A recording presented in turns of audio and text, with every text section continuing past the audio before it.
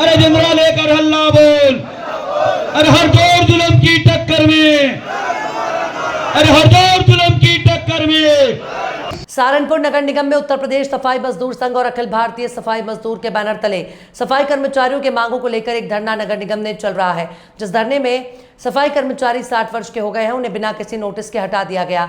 सफाई कर्मचारियों का मानदेय अत्यधिक कम है, जिस संबंध में शांतिपूर्वक तरीके से धरना चल रहा है। इस धरने में आज विधानसभा प्रभारी सहारनपुर नगर और पार्षद अभिषेक टिंकू अरोड़ा, प्रदेश कार्यकारिणी सदस्य फैजल सलमानी और महानगर अध्यक्ष युवजन सभा वासिल तोमर अपने साथियों के साथ पहुंचे और वाल्मीकि समाज द्वारा दिए जा रहे धरने में अपना समर्थन दिया।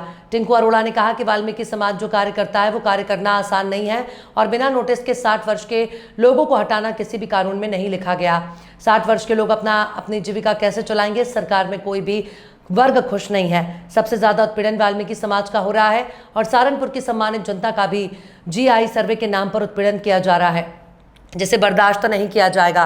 फैजल सलमानी ने कहा कि वाल्मीकि समाज हमारे नगर को साफ सुथरा रखने में अहम किरदार निभाता है और लगातार वाल्मीकि समाज का ही इस सरकार में शोषण हो रहा है।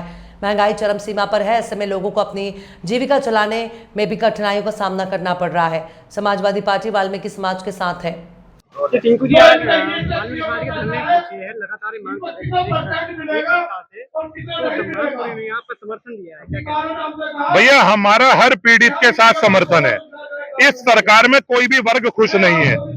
वाल्मीकि समाज के 22 लोगों को बिना नोटिस दिए उनकी नौकरी छीन ली गई। क्या इन लोगों की जरूरतें खत्म हो गई हैं?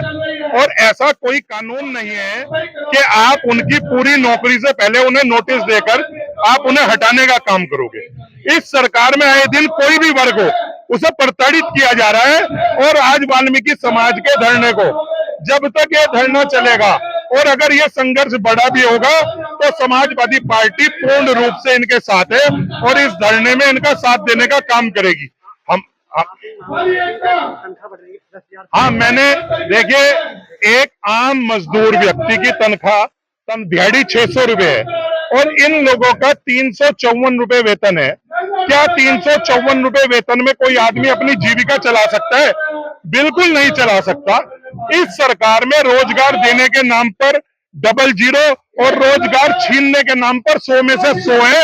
यह सरकार भ्रष्टाचार में लिप्त है।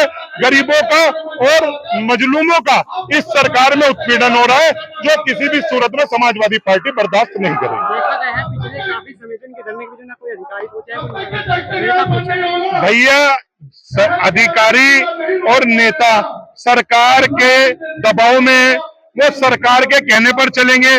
वो क्यों गरीब मजलूम की आवाज उठाएंगे? ये सरकार पूंजीपतियों की सरकार है। आज शहर में किसी पूंजीपति को कोई दिक्कत होगी तो नेता अधिकारी वहां जाएंगे या इन गरीब लोगों की सुनेंगे?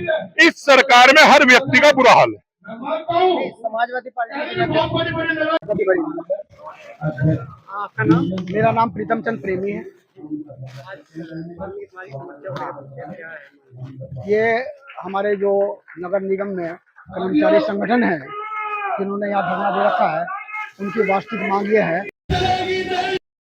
पहले कुछ कर्मचारियों को जो आउटसोर्सिंग में कार्य कर रहे थे, उन कर्मचारियों को बिना किसी सूचना के, बिना किसी नोटिस के और बिना उन्हें 1 महीने की पेमेंट के हटा दिया गया, जो नियम का उल्लंघन है, कानून का उल्लंघन है। और उच्च न्यायालय भारत सरकार के आदेश को मिलने का अवमानना है।